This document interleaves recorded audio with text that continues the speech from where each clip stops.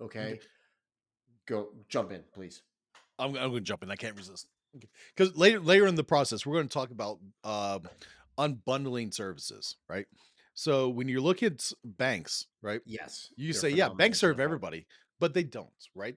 Some Yes, banks serve right. investors, some banks serve work laborers, some banks serve unions, Well, right? Like your local community banks, credit unions, yeah, yeah, yeah. Credit right? unions are definitely very much along those lines. Yep. But Some like, serve the affluent, right? Where they don't want yes, to go out there and do it. Very different models, yeah, and they don't combine well.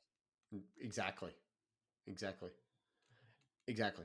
And that's why and so at that point, what do you do as like with your within your customer segments is you You segment go the out of business. customers. You do You everything, and you go out of business because nobody appreciates you. sure. Okay, no, communism. I gotta go back Yes. to capitalism. Keep saying that. All right. So you segment your customers into different areas. So you've got like low income, middle class income, middle income, and then you've got high income, and then you've got the ultra rich like Elon Musk, who I have no idea how he does his banking. It's got to be crazy. Yeah, I'm Okay, somehow sure he doesn't know what a bank looks like. I'm with you on that. I think he's Yeah, I'm pretty forgotten, sure none of his attorneys will let him near one. especially because the last time he was let near a bank, he bought a company. Like, look what he paid for that, and Uh, and then he you was so know, angry he renamed it. yeah. And what's hilarious is I think he actually made a comment that Twitter actually turned a profit at one point this year or last year for the Oh first time wow! ever.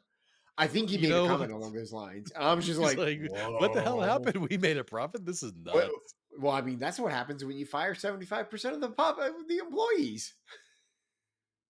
Right? You go there and say, "Who wants to work?" And everybody volunteers to quit. Come on. I know it's amazing. Yeah, Anyway, like seriously. Okay, I love it. then finally there's the diversified customer base. They call Amazon the diversified one. And the reason why they call Amazon the diversified is because And Amazon it's has actually like reasonable. Amazon has like a couple of different things that it is trying to a couple of different It serves Amazon is an consumers umbrella. like us and Yeah. nerds like Ellen with all their Yes. technical products. Exactly. So Amazon's like a massive umbrella. Think of it as an umbrella. Under that umbrella, you've got the retail side of things, and within the retail, you've got an umbrella of other things that they have. Blah Isn't blah that blah. against the All that stuff. Constitution what they do? I have no idea. I haven't read the Constitution in a while, so they may have So we're added not in going a to go in that clause. discussion. Yeah. Then on another under another part of the umbrella, they have a ton of web services and stuff that they have, and then they even within that umbrella, they have a certain segment of people like drop shipping stuff that they service and everything. So there's a lot of different things And that you then can from do. their drop shippers, they take their good products and manufacture it themselves. Yes. Yep. Perfect business model, Yep. Exactly. So diversified, but they're diversified because Warren Buffett style. they are serving different customer segments within each of those. Okay. Then there's the multi-sided platforms, but we're not going to talk about that because I think I that muddies love the those, water. by the way. I am such a fan of platforms, but totally don't have time for that discussion here. Oh yeah, totally. All All right. right, value propositions. I think we I'm a fan of value propositions. They there's make a me so lot happy. of them.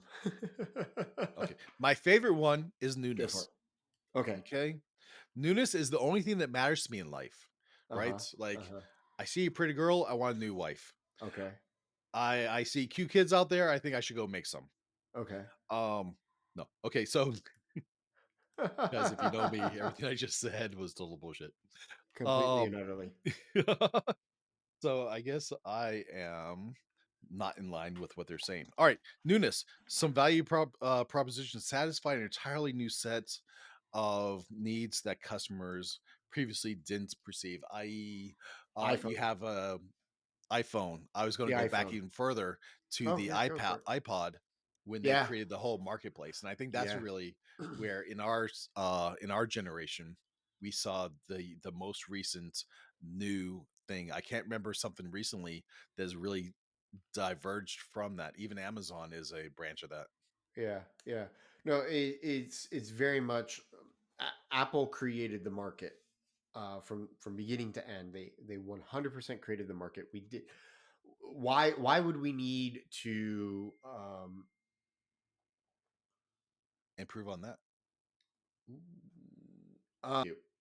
Um,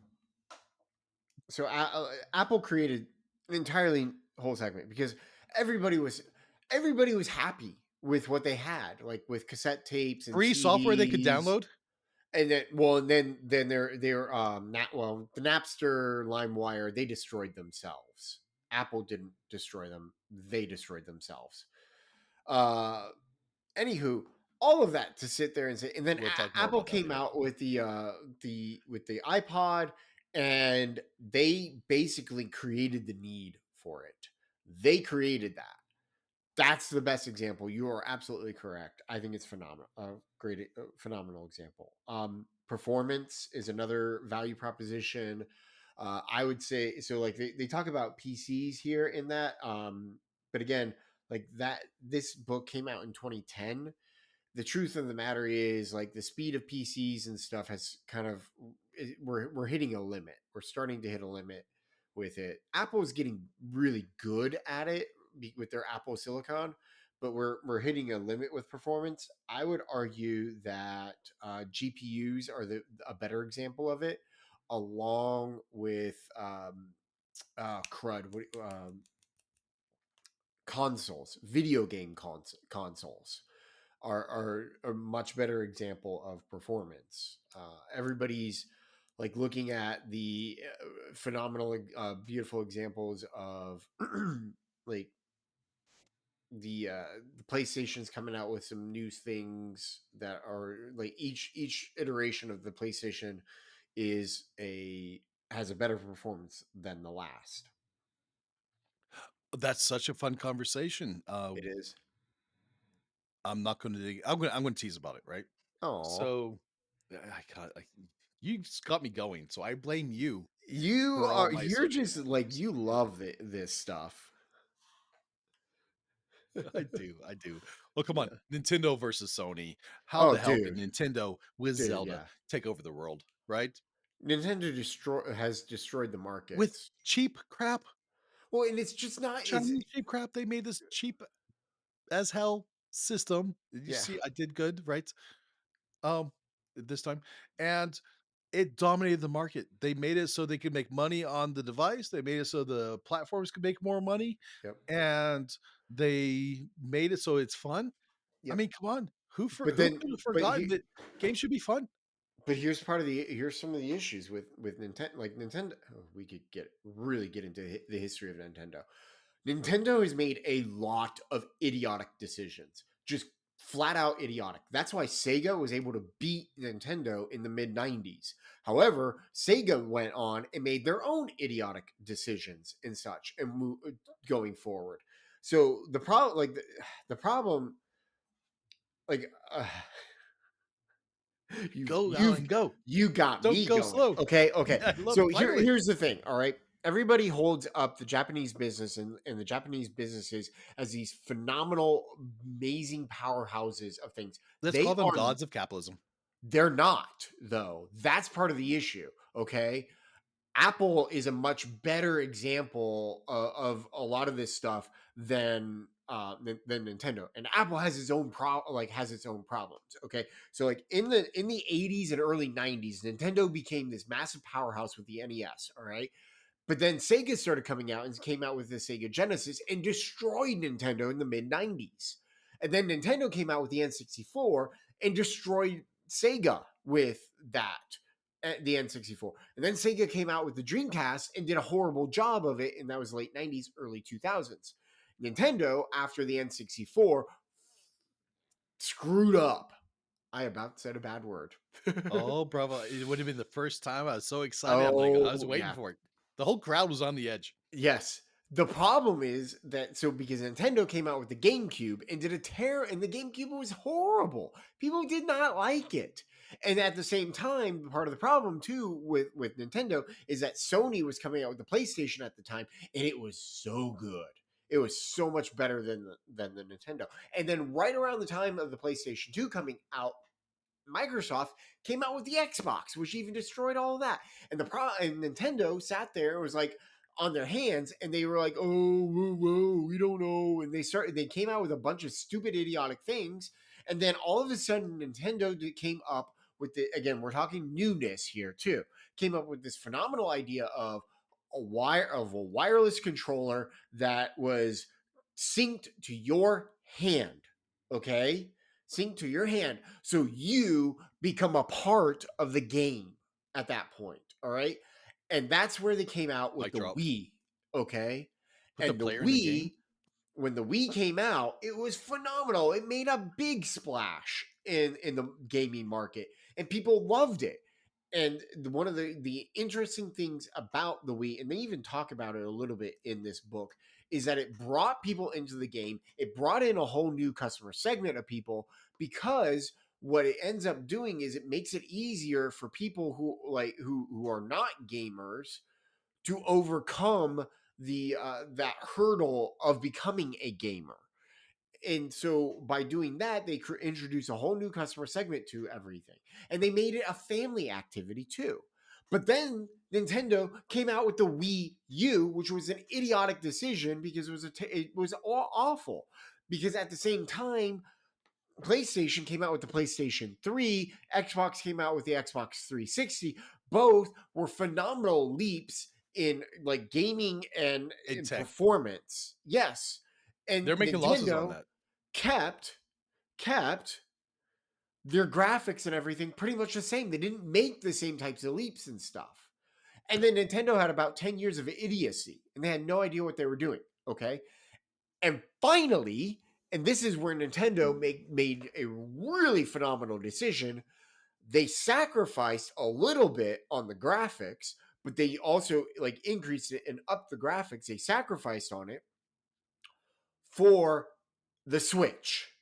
And the Switch is what gamers have been waiting for forever. Okay?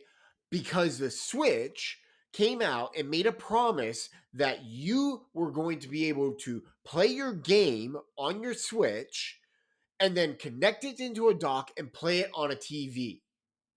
We have been like people have been waiting for that for a long time, because Say boom shaka there's shaka. a what they wanted was continuity. And no matter what you do, even with the cloud, with like the PSP and the PlayStation, even with the cloud, there it's hard to create that continuity between the PSP and the PlayStation, the console. Okay, Nintendo brought in continuity. And that's kind of like newness and performance all brought together, because they brought in something new that we've been wanting and we've been desiring for a long time. And they created something that had the performance of it. And the Switch has destroyed the market. It's If we're in a done. Baptist church right now, we'd say, "Praise the Lord." Amen. Amen, brother. Like Amen. the Switch is awesome. Like it's a great thing. Yes, they are sacrificing on the graphics, because there's only so much like a tiny device can do with the graphics and stuff. But give them time, and the graphics are going to like jump through the roof. Now, granted, Nintendo's going to make within the next couple of years, they're going to make a stupid decision. They're going to lose a ton of market share. They're going to They always because do, right? that's Nintendo. They lose market share. Like they gain market share and they lose market share. They gain market share and they lose market share. And it's because they like honestly, I think a lot of it is because the people at the top of Nintendo don't really fully understand the market. Like they or at least at the time. They understand It's the hard. market as it was like 5 years ago, but they don't Yeah. understand the current market. So they make a stupid decision and they lose a ton of money. So then they go and they really try to understand the current market, and then they make a good decision because they understood the current market. I think they get lucky at some points and I just agree with say, that too. I'm desperate. I'm going to put out the anything I can because I have Yep. to put out something new. Yep. Okay, we can't afford something nice. I'm Yep. going to put out some kind of crap, Yep. and so we're going to say it's fun. We're going to spin it on fun. So You know what? It works sometimes. my biggest recommendation for everybody, if you are interested in seeing some of the stupid decisions that are made within the video game industry, and like taking business lessons from that is a book called Console Wars. It's an inside look in Sega during the 90s. And it talks a lot about a lot of the decisions that these video game manufacturers made and all these console makers made in the 90s, how that built a lot of their businesses and such, and how they destroyed their businesses. So I highly recommend that. All right. Nice. All right. Sorry, Take that us was home with customization. yeah. Customization is, in my view, that so customization is basically sitting there saying, okay, customer, what do you need? What do you want? Uh I think a lot of products and a lot of things like kind of provide a certain level of customization in it these days. You can go on to Apple and they allow you to do a little bit of customization with whatever product you're trying to buy from. But if you are They allow trying you to, to upgrade. I'm not going to call that customization. eh, I'm not giving Apple this one. okay, if you're not, but I kind of do. It's Okay, yeah, they're better than Ford. You said you can yeah, get black or black or yeah, black, yep, right? yep. But I'm totally not giving them customization because they don't allow you to uh put your name on it. They don't give you custom images. All they say is you can buy a bigger or smaller hard drive, you can buy more or less memory, and you can buy this extra software that you're not going to use. Well, that aspect of it is definitely idiotic. Right. So I don't feel it as customization at all. I feel like Okay. there's um performance. I put them in performance. But you Well, know what? Let's go through the next section because I'm still trying to figure out where your model. Hey guys, as the audience knows, um today I'm not for the audience. I am for us two having some fun and saying where our business models fit in here, right? so So there's if I two go back business. to customer segments, Yeah, right? go for it. So let's go and talk about the business we're going to analyze, right? Because that's part of the fun in this series. If you guys think it's fun, I think we agree with each other. If you don't think it were fun, go away. Or listen to the crazy stuff we talk about We are to get crazy. angry, right? We are If it crazy. makes you angry. And listen, I have a grandma that'll like to fight with you just for no reason. Um, right. So the challenge between us brothers was that we want to apply this to our one of our business models, right? We both do Mhm. multiple businesses, Yep. and so for you guys to know, I think if you're an employee, that's one business. If you're a husband or mother, that's another business, and if you are an entrepreneur, that's one plus, right? And whatever, how many Yep. you guys like to suffer. So, my business, obviously, I'm going to just bring into this. As you guys know, mobile app agency, right? We do mobile apps and web apps, and this is in the sales